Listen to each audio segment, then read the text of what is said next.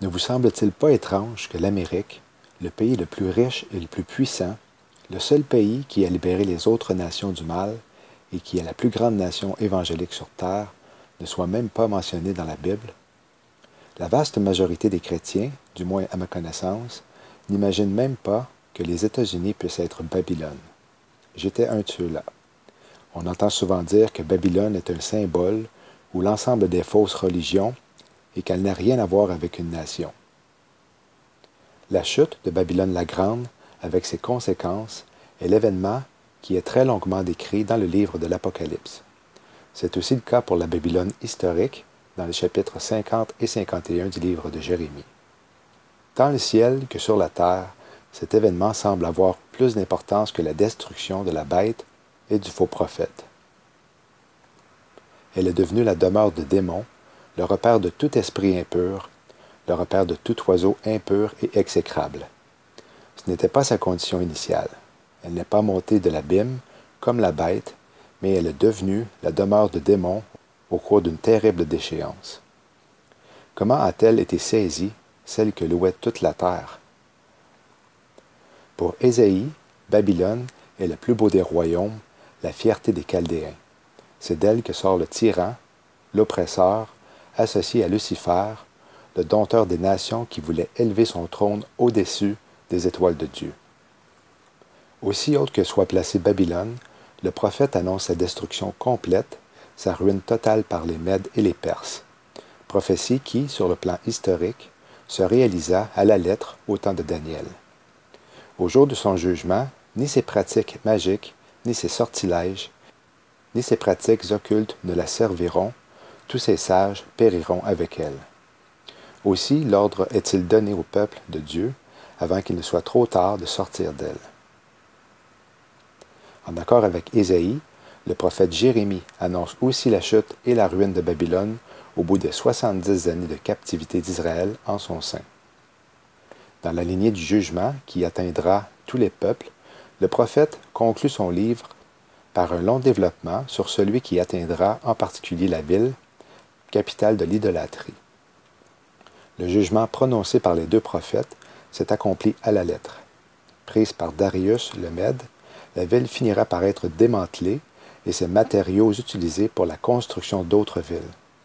Aujourd'hui, l'antique cité n'est plus qu'un champ de ruines impressionnant. Jean nous montre que, malgré sa destruction, le système babylonien traversera les siècles et s'incarnera dans les derniers temps, dans un pays prestigieux qui finira, lui aussi, en fumée. Voilà pour ce qui en est de l'introduction. Nous allons maintenant examiner les endroits dans l'Ancien Testament qui identifient, en termes prophétiques, Babylone la Grande en tant que nation et entité singulière et non une sorte de système mondial. La Bible utilise des symboles dans le langage prophétique. Beaucoup de bêtes, par exemple, y sont décrites dans les prophéties. Le prophète Daniel, au chapitre 7 de son livre, décrit des visions prophétiques pour des temps éloignés. La première bête était comme un lion qui représente l'Angleterre. Daniel prit la parole et dit, « Je regardais, dans ma vision, pendant la nuit, et voici, les 4 vents des cieux se levèrent avec impétuosité sur la grande mer. Et 4 grandes bêtes montèrent de la mer, différentes l'une d'entre elles. La première était comme un lion, et dressée sur ses pieds comme un homme, et où un cœur d'homme lui fut donné. » Le symbole royal d'Angleterre est un lion. Elle est la mère de Babylone. Elle est Tarsis avec ses lionceaux mentionnés dans Gog et Magog. Les lionceaux étant entre autres les États-Unis et probablement le Canada. La Babylone a une mère puisqu'elle a été enfantée. Si l'Irak était la Babylone en question, comme quelques-uns l'affirment, qui serait sa mère? Irak n'en a pas. Même chose pour Rome. Et en plus, Rome n'est pas un pays, mais une ville. Une nation est un pays, comme mentionné au chapitre 12, chapitre 50 du livre de Jérémie. Le lion est un symbole de force, de puissance, de souveraineté, et il est le roi des animaux. Le 2 novembre 1917, la déclaration de Balfour est signée par Arthur Balfour. Par cette lettre, le Royaume-Uni se déclare en faveur de l'établissement d'un foyer national juif. La Grande-Bretagne a aussi joué un rôle majeur dans la défaite d'Hitler et son régime antisémite, mais elle l'a fait avec l'aide des États-Unis. Les deux sont venus à la rescousse des Juifs. Daniel 7,4. La première était comme un lion et avait des ailes d'aigle. Je regardais jusqu'au moment où ses ailes furent arrachées. Les États-Unis sont représentés par l'aigle. Le fait que ces aigles furent arrachés signifie que le pays est devenu une entité séparée de sa mère tout en gardant un lien unique avec elle. L'expression de relation spéciale est couramment utilisée pour désigner les liens diplomatiques, économiques, militaires et culturels très étroits entre le Royaume-Uni et les États-Unis. Les États-Unis sont mentionnés au singulier par Ésaïe comme étant l'empire des empires, et Babylone l'ornement des empires, la parure et l'orgueil des Chaldéens. La fille des Chaldéens est la Babylone des derniers jours. Elle ne sera plus appelée dominatrice des royaumes, la délicate et la voluptueuse. Babylone est décrite en tant que reine et toujours de sexe féminin parce qu'elle reflète la religion de l'ancienne Babylone, laquelle incluait la reine du ciel. Le but de l'érection de cette statue était de sceller l'amitié entre la France et les États-Unis. Elle a été conçue, financée et installée par des francs-maçons avec une cérémonie maçonnique. Certains pensent qu'ils se sont inspirés de la statue du dieu païen, nommée le Colosse de Rhodes, pour faire le visage de la statue de la liberté, qui semble être en réalité un visage d'homme. Colosse de Rhodes était une statue d'Hélios, le dieu soleil tenant une flamme à l'entrée du port de la ville de Rhodes, principale ville de l'île du même nom en Méditerranée. Nous retrouvons également la même couronne avec 7 rayons sur de nombreuses divinités païennes, en lien avec la divinité du soleil. Cette même déesse se retrouve dans les lieux administratifs français. Bien sûr, Hollywood, au service de l'esprit babylonien, s'est servi de ce symbole, notamment pour les studios Columbia. La Babylone antique était régie par le premier antéchrist de l'histoire de l'humanité, Nimrod ou Nemrod, selon les traductions. Cette Babylone antique est le symbole de l'homme rebelle, l'homme sans Dieu qui se fait déifier et institue une fausse religion mondiale. Nimrod devait, selon les anciens, une partie de son pouvoir à sa mère Sémiramis, qui fut divinisée par la suite. C'est ainsi qu'elle fut appelée Reine des cieux, puis Reine de l'univers. C'est elle, en tant que reine des fortifications, qui aurait suggéré à Nimrod de faire bâtir une tour. Devenue une divinité régnante et adorée à Babylone, véritable médiatrice auprès des dieux, elle était considérée comme étant vierge tout en tenant dans ses bras un enfant appelé Tammuz. Le prototype de la source du culte anti-scriptuaire de la Vierge Marie, Reine du ciel, médiatrice auprès du Père et tenant l'enfant Jésus dans ses bras, est ainsi historiquement identifié. Isis et son fils Horus se rattachent à la Sémiramis babylonienne, épouse de Nimrod, une figure de l'Antéchrist. Le morcellement à 14 morceaux du corps d'Osiris, son époux, a servi de support pour inventer la fable des 14 stations de la croix que l'on trouve dans les églises et édifices religieux catholiques. Isis, ayant eu des relations sexuelles avec Osiris après sa mort, Horus, l'enfant Dieu posthume était donc né miraculeusement et symbolise la mort vaincue, ce que représente exactement la victoire de Jésus-Christ à la croix avec sa résurrection.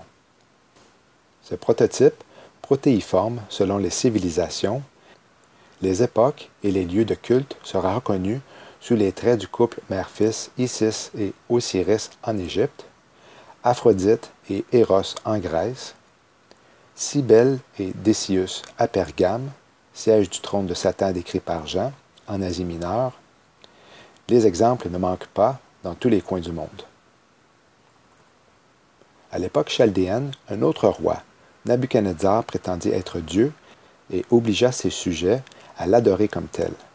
Sa statue, qui devait faire l'objet d'un culte, était un signe précurseur de l'image de la bête de la fin des temps. Avant de commencer le projet de la Statue de la Liberté, Le sculpteur Auguste Bartholdi cherchait des fonds pour construire une statue géante de la déesse de la fertilité Isis, connue des Égyptiens, ou Istar, connue des anciens Babyloniens. Les Romains ont également adopté cette déesse de la fertilité, Isis, mais ils ont changé son nom pour Libertas en latin, liberté en anglais. Libertas est l'équivalent mythologique d'Isis et d'Istar. Par conséquent, la statue de la liberté pourrait être aussi la statue d'Isis que les Babyloniens appelaient Istar, la déesse de la fertilité, de l'amour et du sexe. Selon les anciens rites païens, on ne pouvait être purifié du péché qu'après un rapport sexuel avec un prêtre ou une prêtresse du temple d'Istar. En contrepartie de ce salut, une offrande cadeau était nécessaire. Istar était la patronne mère des prêtresses du temple et des prêtres. Elle était la mère de ce que nous appellerions aujourd'hui la prostitution. Voilà pourquoi Istar a été vue par les premiers chrétiens comme la prostituée de Babylone. Et voilà pourquoi la statue de la liberté, symbole de l'Amérique, est appelée par les prophètes la prostituée de Babylone.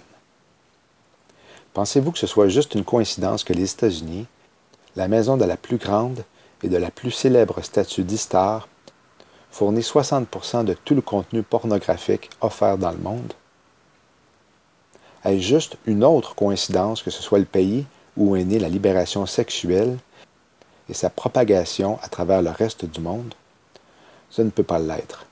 C'est prédit dans les Écritures. Apocalypse 17.4. Elle tenait à la main une coupe d'or, pleine des abominations et des souillures de sa prostitution. Le dernier indice est la description de Babylone comme la fille de Chaldée. Cela a un trop profond symbolisme enraciné dans la géographie et la montée des États-Unis. Chaldée est une région au Moyen-Orient principalement habitée par des tribus sémitiques pendant le temps des prophètes. Le mot sémite est forgé à partir du personnage biblique Sem, un des fils de Noé et ancêtre d'Abraham. Or, la famille de tribus sémitiques, des plus puissantes et influentes d'aujourd'hui, est représentée par les Juifs, Israël. Selon les Écritures, Babylone serait la résidence d'une multitude de Juifs qui ont quitté leur terre. Puis j'entendis une autre voix du ciel qui disait « Sortez du milieu d'elle, mon peuple, de peur que, participant à ses péchés, vous n'ayez aussi part à ses plaies. » Aujourd'hui, la plus grande population du peuple juif se trouve aux États-Unis. En outre, 48% des milliardaires américains sont juifs. Ils ont fait leur richesse aux États-Unis et ont contribué à son ascension en tant que superpuissance du monde. Vous allez sûrement reconnaître certains des noms sur cette liste. La fille des Chaldéens, la nation que le peuple juif a aidé à bâtir son statut de superpuissance, est les États-Unis d'Amérique. Elle est une nation de fermiers et récolte de grosses cultures. Babylone est une énorme importatrice et exportatrice de toutes sortes de choses, même de musique, qui n'a servi qu'à une chose, la promotion de son système antichrétien. Elle est une nation avec une compréhension et un enseignement supérieur. Babylone, les États-Unis, est impliquée dans le domaine occulte depuis sa fondation. C'est une nation qui met en place des centres de détention avec guillotine pour ceux qui ont mis leur foi en Jésus-Christ. Le style de vie de Babylone en est un de luxe, de délices et d'abondance.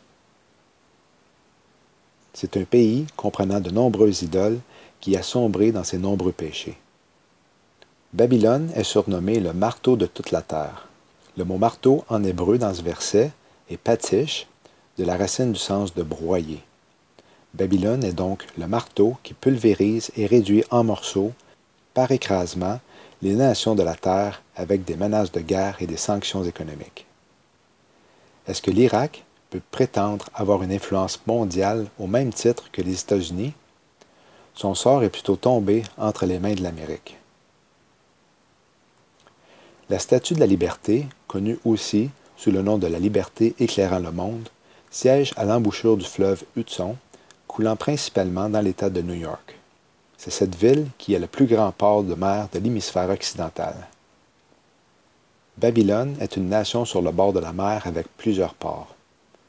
C'est un pays entouré par de larges étendues d'eau, chacune avec un nom différent. Ainsi, ces noms ont le nom d'Atlantique, de Pacifique, des Grands Lacs, du fleuve de Mississippi et du golfe du Mexique. Le mot trésor est Otsa pour magasin de stockage. Sa richesse requiert d'énormes infrastructures pour emmagasiner ses nombreuses ressources.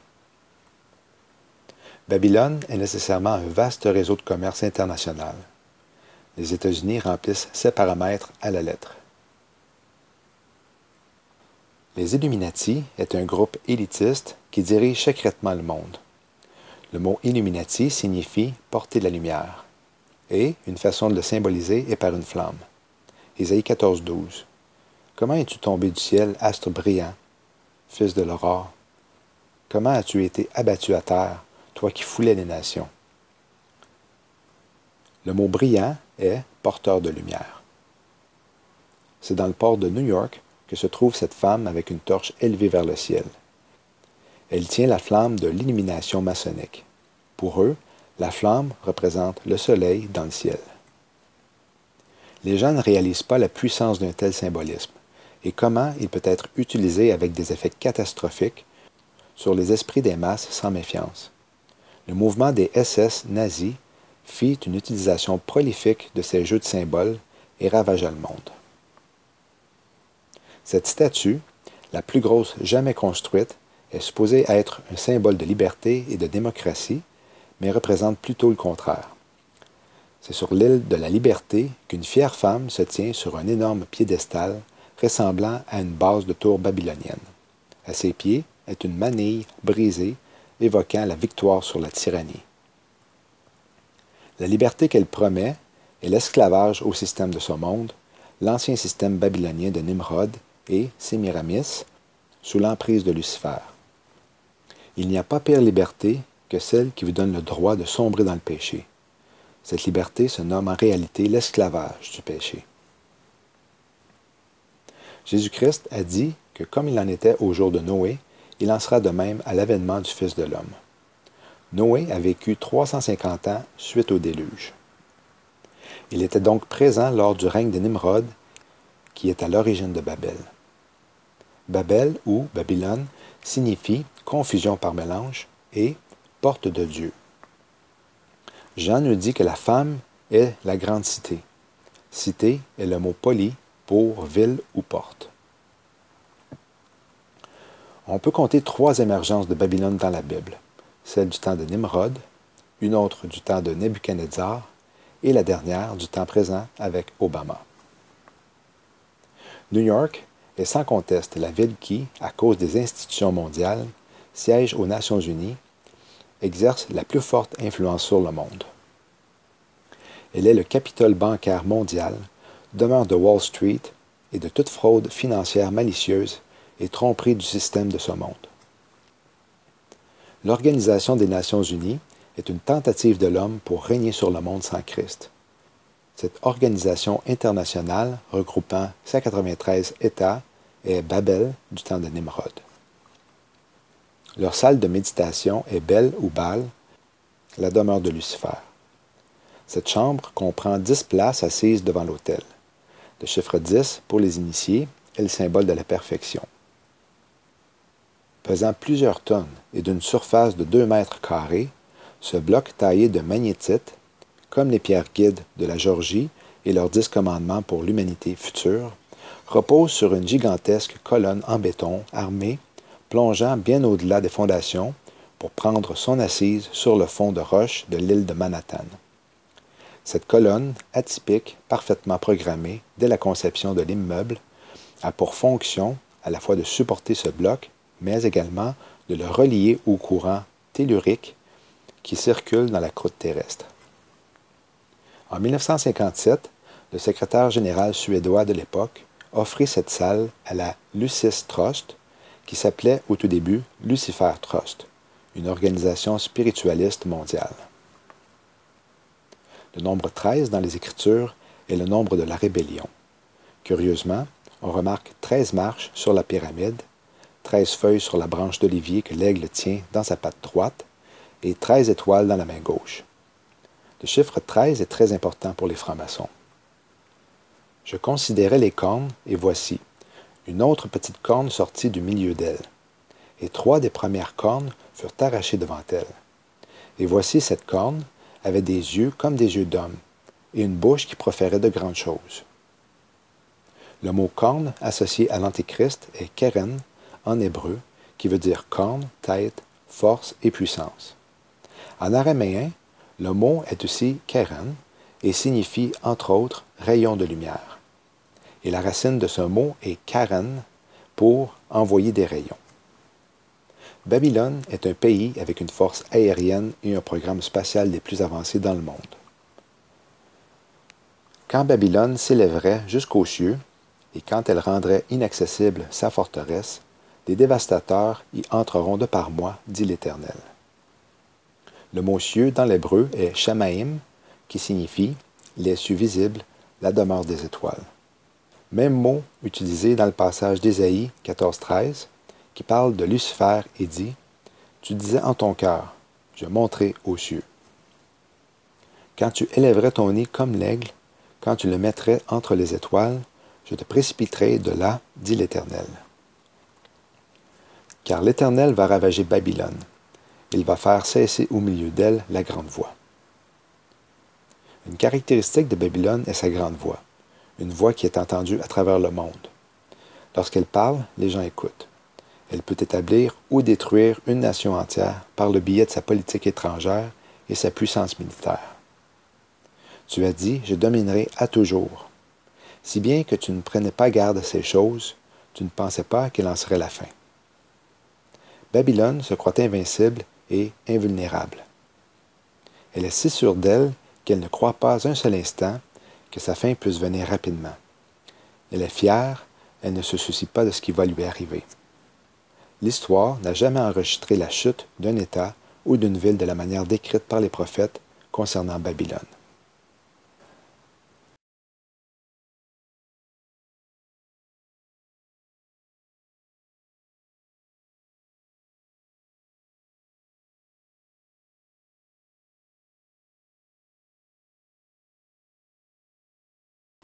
C'est à la cathédrale Saint-Jean, le Divin, de New York, que l'on peut voir la destruction de la ville de New York, montrant le pont de Brooklyn s'effriter avec les voitures et les autobus entrant dans les eaux agitées.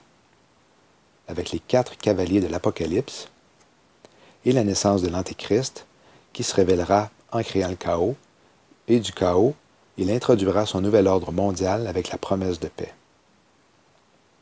La destruction des États-Unis a déjà été programmée, car toute la Terre va être réorganisée dans une synthèse qui est appelée le nouvel ordre mondial. Toute l'humanité devra se soumettre à l'Antéchrist, qui imposera une religion, un système monétaire et un gouvernement mondial. La devise Annuit Coeptis Novus Ordo Seclorum signifie « Nous vous annonçons un nouvel ordre mondial ».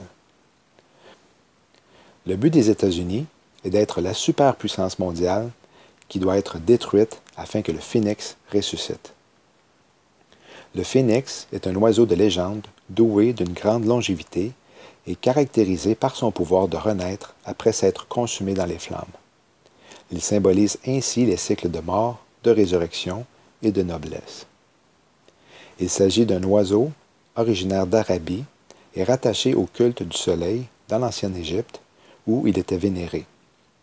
Selon les auteurs classiques grecs et latins, le phénix est une sorte d'aigle. Son plumage était splendide et se parait de couleurs éclatantes. Il n'existait qu'un seul phénix à la fois. Il vivait très longtemps. Aucune tradition ne mentionne une existence inférieure à 500 ans. Le phénix se reproduit lui-même. Quand il sentait sa fin venir, il construisait un nid de branches aromatiques et d'encens, y mettait le feu et se consumait dans les flammes. Des cendres de ce bûcher surgissait le nouveau phénix. Qui va détruire Babylone d'Amérique? Tracez une ligne droite au nord des États-Unis, dans l'Arctique, et vous allez arriver au plus vaste territoire de la planète. La Russie est le grand ennemi de Babylone, l'ennemi destiné à la détruire. Voici le blason russe. Un aigle impérial à 2 têtes qui porte un cavalier blanc, monté sur un cheval blanc qui terrasse le dragon. Les 2 têtes opposées de l'aigle parlent de la thèse et de l'antithèse. La synthèse est le cavalier monté sur un cheval blanc, l'Antéchrist, qui est le premier cavalier de l'Apocalypse. Ce que vous allez lire a été écrit en 1985. C'était la fin de la guerre froide. Il n'y avait donc aucune raison d'envisager un tel scénario. L'auteur de cette prophétie est David Wilkerson, évangéliste connu, décédé en 2011. Le livre dans lequel figure cette prophétie est peu connu. Il n'est même pas recensé dans la biographie de son auteur dans Wikipédia. Il s'intitule « Sonne de la trompette et avertis mon peuple », édition Sentinelle. Wilkerson est un prophète qui ne répond pas au type habituel. Son message ne caresse pas dans le sens du poil. Il dit les choses telles que la sainteté de Dieu les ressent. Les États-Unis seront détruits par le feu. Une destruction soudaine arrive et peu de gens y échapperont. De manière inattendue et en une seule heure, un holocauste à l'hydrogène engloutira les États-Unis. Cette nation aura cessé d'exister. Cela se produira parce que les États-Unis ont péché contre la plus grande lumière qui soit. Les autres nations sont toutes aussi pécheresses, mais aucune d'elles n'est inondée par la lumière de l'Évangile autant que l'Amérique. Dieu va juger les États-Unis pour leur violence, leurs crimes, leur corruption, leur fourberie, leur escroquerie, leur tiédeur envers Christ, leur rechute, leur ivrognerie, leurs films obscènes, leur pornographie ignoble et leurs pratiques occultes. Le jugement les frappera également parce qu'ils assassinent des millions de bébés et qu'ils commettent des atrocités envers les enfants. Le divorce et l'adultère y foisonnent. L'homosexualité et le sadomasochisme sont étalés sur la place publique. On abuse des drogues et, enfin, on y retrouve une forme de piété sans aucune puissance. Tout sera terminé en 1 heure. Pour l'intelligence naturelle, c'est une folie de se présenter devant une nation prospère et puissante pour proclamer « Tout est fini, le jugement est à notre porte. Nos jours sont comptés. » La coupe d'iniquité des États-Unis est pleine. L'ours a pris ses dispositions et il est prêt à agir. Ce n'est plus qu'une question de temps. Les missiles meurtriers viendront d'au-delà du pôle Nord. C'est la peur alliée à une sorte d'impulsion naturelle qui poussera l'ennemi à porter le premier coup. Car du septentrion, les dévastateurs fondront sur elle, dit l'Éternel. Les Russes, eux-mêmes, seront terrorisés par la destruction et le ravage qu'ils auront causé sur cette terre. C'est l'Éternel des armées qui a pris cette résolution pour blesser l'orgueil de tout ce qui brille, pour humilier tous les grands de la terre. Nos énormes stocks d'armes seront semblables à un tas de bâtons et de pierres, tout à fait inutiles contre ce que Dieu a projeté contre nous. Ce qui a été dit de la Babylone antique le sera également pour la Babylone moderne. Les guerriers de Babylone cessent de combattre. Ils se tiennent dans des forteresses. Leur force est épuisée. Ils sont comme des femmes. On met le feu aux habitations, on brise les barres. Aucune représaille ne sera exercée par cette nation ou ses alliés à cause de la soudaineté et du caractère définitif de cette attaque. Nous allons cesser de combattre et nos missiles demeureront à leur base de lancement. Nos forces nous abandonneront à l'heure du jugement. Nos alliés seront comme des femmes et capituleront immédiatement. Dieu s'occupera lui-même de la Russie qui subira une destruction surnaturelle indescriptible. Les efforts entrepris pour obtenir la paix échoueront. La destruction vient et ils chercheront la paix, mais il n'y en aura pas. L'ennemi criera paix. Et même pendant le temps où il se préparera pour la guerre, cette paix semblera possible. Les États-Unis subiront les premiers coups de la vengeance. Dieu détruira la Russie lorsque celle-ci envahira la Terre sainte. Je t'entraînerai, je te conduirai. Je te ferai monter des extrémités du septentrion, et je t'amènerai sur les montagnes d'Israël, toi et toutes tes troupes, et les peuples qui seront avec toi, aux oiseaux de proie, à tout ce qui a des ailes, et aux bêtes des champs, je te donnerai pour pâture. La Russie envahira Israël parce que l'aigle américain ne sera plus là pour assurer sa protection. La défense d'Israël ne sera pas notre bataille, mais celle du Seigneur, de sorte qu'Israël donnera toute la gloire à Dieu. Jérémie 50, 14 à 16. Oui, vous tous les archers, rangez-vous en bataille autour de Babylone, tirez contre elle. N'épargnez pas les flèches, car elle a péché contre l'Éternel. Poussez des cris de guerre de tous côtés contre elle. Elle se rend. Ses remparts sont tombés, ses murailles sont démolies. C'est ici la rétribution de l'Éternel contre elle. Oui, rétribuez-la, et faites-lui comme elle a fait. Éliminez de Babylone à la fois le sommeur et celui qui tient la faucille au temps de la moisson. Et devant l'épée meurtrière, chacun s'en retournera chez les siens, chacun fuira dans son pays. Voici pour ce qui en est de la prophétie de David Wilkerson. Il est important de souligner que plusieurs enfants de Dieu ont eu des rêves et des visions que les États-Unis allaient être détruits par le nucléaire. C'est au moment où les missiles se dirigeaient sur le pays que l'enlèvement se produisait. Le mot harpazo, pour enlever dans 1 Thessaloniciens 4,17, signifie saisir, enlever de force. Voici un extrait d'une vidéo produite par Richard Saint-Laurent de East the Lamb sur un scénario fort possible concernant cette prophétie sur le jugement des États-Unis. Eh bien, voici ce que Poutine a dévoilé au mois de mai 2017. Il nous révèle un super sous-marin hyper furtif, c'est-à-dire c'est un sous-marin pratiquement indétectable qui va faire la terreur, qui va devenir une terreur pour l'organisation de l'OTAN, incluant les États-Unis. Alors, qui est pour terrifier le NATO ou l'OTAN ici, et il l'appelle le Super Shark. Et ça nous dit, ça aussi, je vais vous mettre le lien dans l'article. Ils avaient déjà le Shark, là, ils ont le Super Shark. Et ça, ce sous-marin-là, pratiquement indétectable, il peut porter une quantité d'ogives nucléaires de grande puissance. C'est faramineux. Et il dit que il n'y a rien de comparable à cela. Eh bien, ça va être un des outils de prédilection pour la destruction des États-Unis d'Amérique. Et je vais vous montrer que ce plan-là a été dévoilé totalement. Ah, tiens, l'étoile, qu'est-ce que vous voyez ici? Un requin. Alors donc, un requin.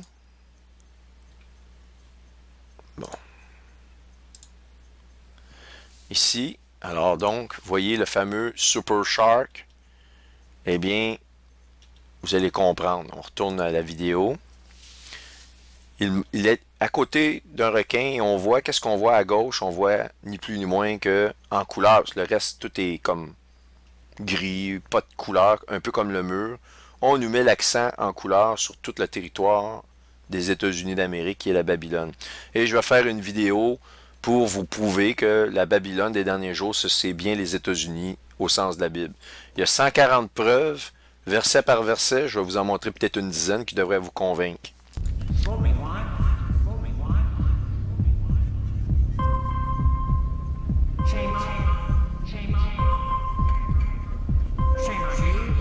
Il leur dit honte à vous. Et lorsqu'il est dans une école américaine, il pointe tous les gens présents, il fait référence à la Babylone, pas nécessairement au monde entier. Il dit toutes vous, honte à vous. Et là, regardez, il pointe le requin, il pointe les États-Unis. Requin, États-Unis. Et qu'est-ce qu'on retrouve ici à gauche, au bout de son nez, je vais revenir un peu en arrière, une maison enflammée. Il montre le requin, maison enflammée, ça va brûler. Voyez-vous?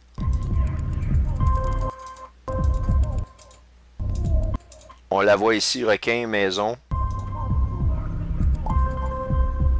Et tout à coup, ah, tiens, il apparaît, il se transforme en Obama. Obama est, avec sa caractéristique, le clin d'œil, le petit sourire. En plus, avec une toge d'étudiant, alors qu'il a falsifié on sait très bien, Son certificat de naissance est falsifié. Il se donne des études à des universités américaines. Personne ne l'a jamais vu. On n'a jamais entendu parler de lui. Donc, vous savez que Satan est comparé au roi, au dieu farceur. Donc, ici, l'humour est au rendez-vous. La fameuse pomme. Donc, tout ce que je vous ai montré, elle apparaît ici. OK, on retournait un peu en arrière. Voyez-vous encore, Obama, lui, il n'a plus de... Il n'y a plus de corde, il n'est pas une marionnette. Peu importe ce que les gens peuvent dire, il utilise l'argent de Soros. La Bible nous dit que l'Antéchrist va utiliser, c'est pas par ses propres forces qu'il va monter, mais il va utiliser ce qu'il y a alentour de lui, puis il va prendre le pouvoir par toutes sortes de manigances, etc. Et ici, il est clair qu'il n'a pas aucune corde qui le tient, malgré les apparences. Eh bien, l'instruction des États-Unis, ici montrée, et le requin, c'est la façon dont ils vont procéder. Il n'y aura pas juste le requin, mais quoi de mieux que de s'approcher et d'utiliser des missiles qui peuvent atteindre des vitesses incroyables. Ils vont être capables à ce moment-là, ils peuvent se tenir à quand même une bonne distance des côtes, et en dedans de quelques secondes, quelques minutes, les missiles vont frapper leurs objectifs et ils ne pourront d'aucunement les intercepter avec les nouvelles technologies qu'ils ont. Les États-Unis sont totalement à la merci de ces technologies-là que Poutine nous a dévoilées et que je vais vous parler plus en détail pour vous démontrer que c'est vraiment quelque chose d'incroyable qui se passe là. Un autre point intéressant que je voulais vous partager vient du passage en rapport avec la destruction de Sodome. Genèse 19, 17 à 19. Après les avoir fait sortir, l'un d'eux dit, « Sauve-toi pour ta vie, ne regarde pas derrière toi, et ne t'arrête pas dans toute la plaine. Sauve-toi vers les montagnes, de peur que tu ne périsses. » Lot leur dit, « Oh, non, Seigneur. Voici, j'ai trouvé grâce à tes yeux, et tu as montré la grandeur de ta miséricorde à mon égard, en me conservant la vie. Mais je ne puis me sauver à la montagne, avant que le désastre m'atteigne, et je périrai. » Le mot désastre dans la concordance en hébreu est Afeka. Il n'apparaît qu'une seule fois dans l'Ancien Testament, et c'est dans le passage que je viens de lire qu'on le retrouve. Son numéro est 2018. Ésaïe 13, 19. Et Babylone, l'ornement des empires, la parure et l'orgueil des Chaldéens sera comme Sodome et Gomorrhe que Dieu détruisit. Genèse 19, 24.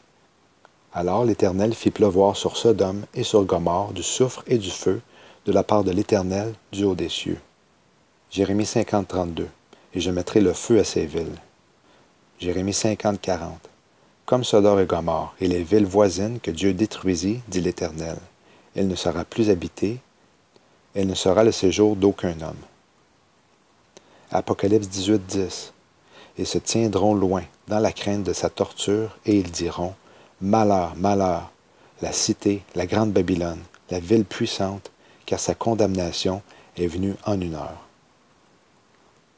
Le 21 août 2017, le soleil s'est changé en ténèbres 33 jours avant le grand signe dans le ciel d'Apocalypse 12. L'ombrage traçait la première moitié d'un X sur le pays. Et voici que du 27 au 28 juillet de cette année, la lune sera de couleur rougeâtre pendant la plus longue durée de tout le siècle présent. Elle débutera à 20h15, heure locale à Jérusalem, et prendra fin à 2h29. Cette fois, ce sera Jérusalem qui sera témoin d'un phénomène unique. Acte 2.20. Le soleil sera changé en ténèbres, et la lune en sang, avant que la grande et éclatante journée du Seigneur vienne. Tout comme Babylone, les États-Unis ont été choyés et placés par Dieu à la tête des nations pour gérer le monde. Malheureusement, ils se sont servis de ce pouvoir pour étendre leurs tentacules partout et étouffer les peuples avec leur système monétaire. Toutes les nations ont essayé de les raisonner et de leur faire réaliser que leur comportement était égoïste, mais ils ont été orgueilleux et rebelles. Ils n'ont pas voulu écouter tous ceux qui les avertissaient. C'est pourquoi Dieu en veut à ce système qui a fait souffrir des millions de personnes et il va les détruire subitement. Fuyez du milieu de Babylone et sauvez chacun sa vie. Ne soyez point détruits dans son iniquité, car c'est le temps de la vengeance de l'Éternel. Il lui rend sa récompense. Dieu nous pousse à fuir l'influence du capitalisme et à se détacher de l'empire de ce système par lequel nous nous sommes éloignés des commandements de Dieu. Jésus lui-même avait parlé de ce jour. Prenez garde à vous-même, de peur que vos cœurs ne soient apaisantis par la gourmandise et l'ivrognerie, et par les soucis de la vie, et que ce jour-là ne vous surprenne subitement. Car ce jour-là viendra comme un filet sur tous ceux qui habitent sur la surface de toute la terre. Et ce qui arriva du temps de Noé arrivera de même au temps du Fils de l'homme. On mangeait, on buvait, on prenait et on donnait en mariage, jusqu'au jour où Noé entra dans l'arche. Et le déluge vint, qui les fit tous périr. C'est encore ce qui arriva du temps de Lot.